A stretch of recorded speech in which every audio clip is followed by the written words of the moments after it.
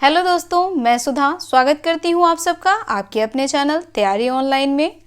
आज हम जानेंगे राजस्थानी लोकगीत के बारे में। दोस्तों, राजस्थानी लोकगीत राजस्थान में पूछे जाने वाले सभी परीक्षाओं के लिए उपयोगी है।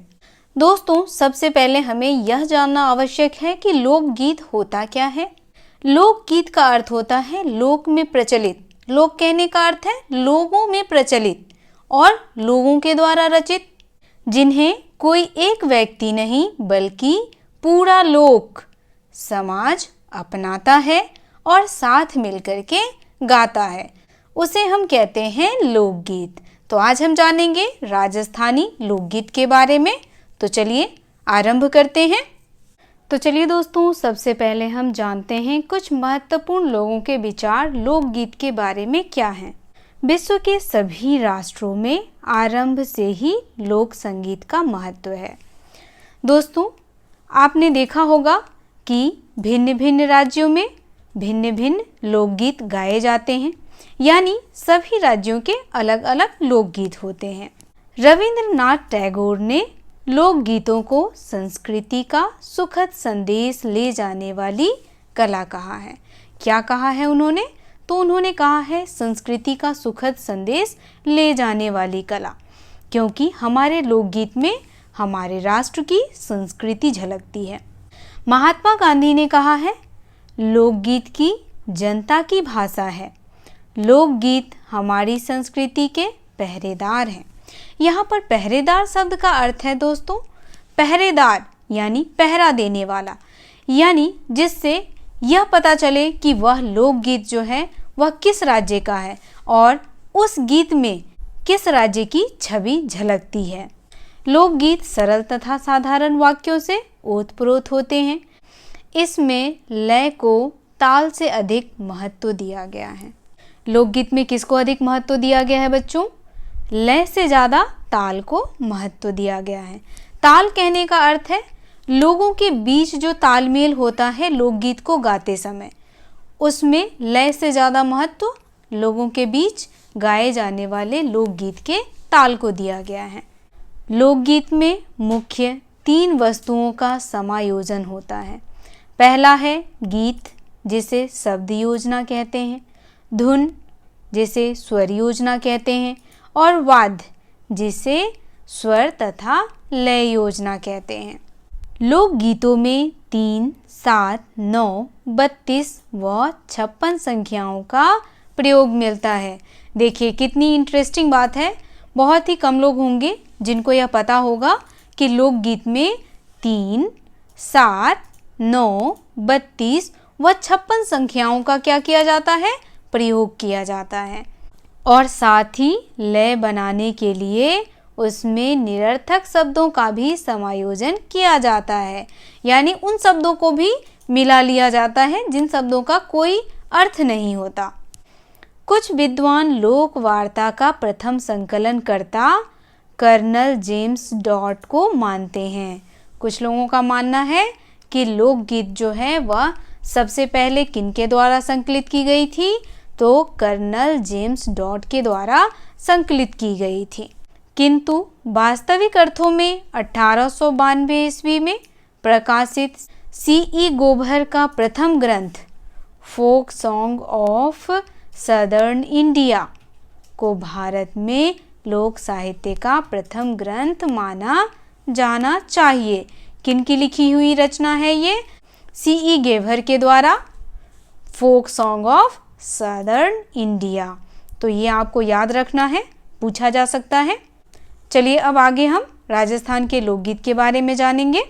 यहाँ सबसे महत्वपूर्ण बात दी गई है, आप इसे अपने नोटबुक में नोट डाउन कर सकते हैं। राजस्थान के लोकगीतों को संग्रह करने का कार्य जैन कवियों द्वारा आज से लगभग 1000 वर्ष पूर्व किया गया। किनके द्वारा किया गया?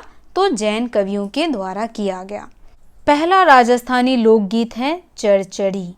ताल और नृत्य के साथ उत्सव में गाए जाने वाली रचना चरचड़ी कहलाती है, यानी ताल और नृत्य दोनों के साथ चरचड़ी का गायन किया जाता है।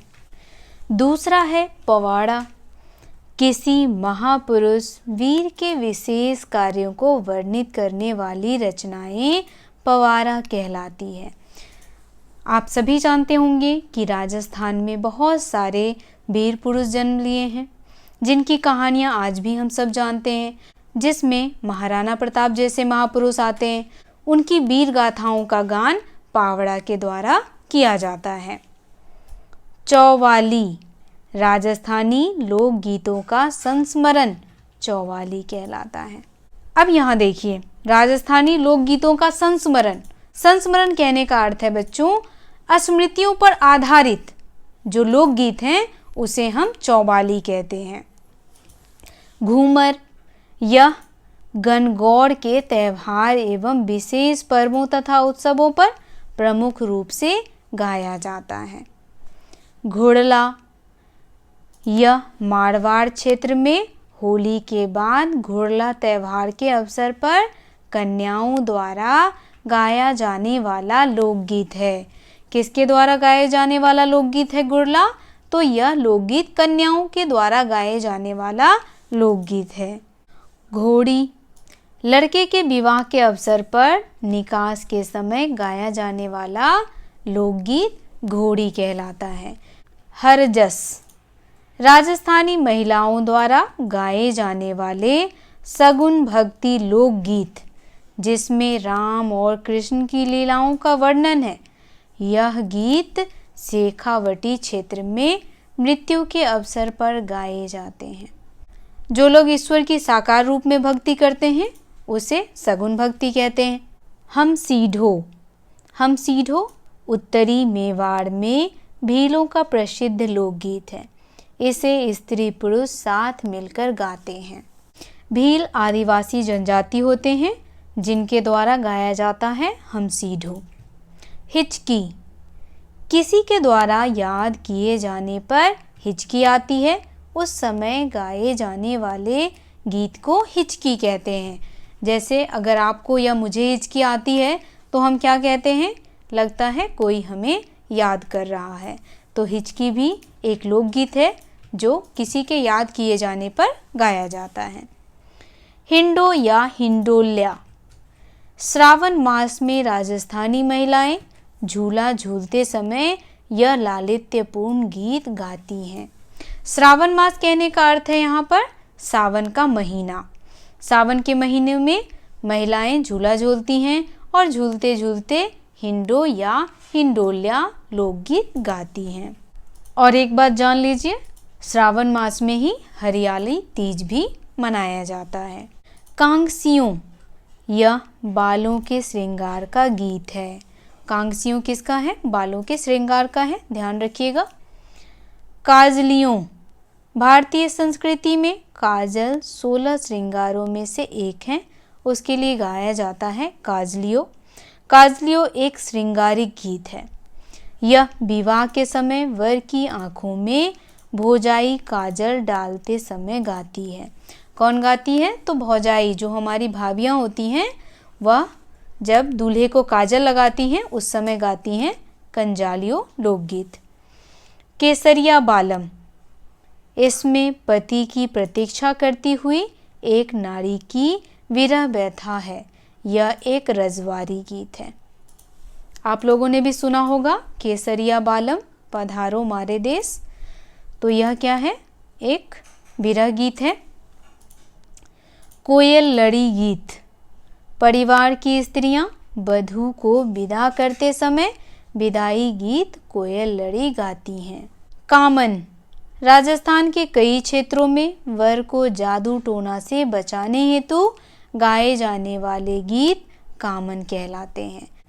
कलाकी एक वीर रस प्रधान गीत है। वीर रस प्रधान कहने का अर्थ है यहाँ पर किसी की वीरता का वर्णन करते हुए गाया जाने वाला लोकगीत कलाकी कहलाता है। कलाली लोग शराब निकालने और बेचने का काम करते हैं। ये ठेकेदार होते हैं। कलाली गीत में सवाल जवाब है।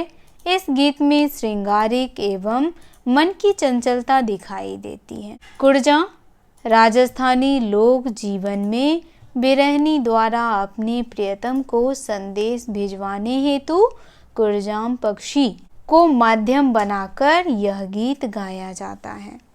अब यहाँ देखिए, जो प्रियतम और प्रियतमा होती है, तो यहाँ प्रियतम अपनी प्रियतमा को जो संदेश भिजवाता है वह किसके द्वारा भिजवा रहा है संदेश? तो कुरजाम पक्षी के द्वारा। यह एक पक्षी है, उसके द्वारा यह संदेश भिजवाया जा रहा है, तो वहाँ पे लोकगीत गाया जाता है कुरजाम। कुकड़ी गीत, यह रात्रि जागरण का अंतिम गीत होता है। रात्रि जागरण आप लोग समझते ही होंगे, रात भर जगने के बाद जो अंत में गीत गाया जाता है उसे हम कुकड़ी गीत कहते हैं। कागा, इसमें बिरहनी नायिका कौवे को संबोधित करके अपने प्रियतम के आने का सगुन मानती है और कौवा को प्रलोभन देकर उड़ने को कहती है। दोस्तों, आप सबने देखा होगा कि अगर कौवा हमारे घर के आसपास आवाज़ लगाता है, बोलता है, तो हमें ऐसा लगता है जैसे हमारे यहाँ कोई अतिथि आने वाला है। पानीहारी, पानी भरने वाली स्त्रियाँ गाती हैं, जिसमें राजस्थानी स्त्री का पतिव्रत धर्म का अटल रहना बताया गया है। परनेत, इस गीत का संबंध विवाह से है। राजस्थान में विवाह के गीत सबसे अधिक प्रचलित हैं। परनेत के गीतों में विदाई के गीत बहुत ही मर्मस्पर्शी होते हैं। पावना, यह गीत दामाद के ससुराल आगमन पर गाया जाता है। पावना कहने का अर्थ है दोस्तों पाहुन। पाहुन हम दामाद को कहते हैं और दामाद जब ससुराल आता है तो लोकगीत गाया जाता है पावना। पपैया, पपैया एक प्रसिद्ध पक्षी है। इसमें एक युवती किसी विवाहित युवक को भ्रष्ट करना चाहती है, किंतु युवक उसको अंत में यही कहता है कि मेरी स्त्री ही मुझे स्वीकार होगी। अतः इस आदर्श गीत में पुरुष अन्य स्त्री से मिलने के लिए मना करता है। इस लोकगीत को हम पपैया लोकगीत कहते हैं। पंछीड़ा, यह गीत हाड़ौती व ढूंढाड़ क्षेत्र में मेलों के अवसर पर अलगोजे, ढोलक व मंजीरे के साथ गाया जाता है।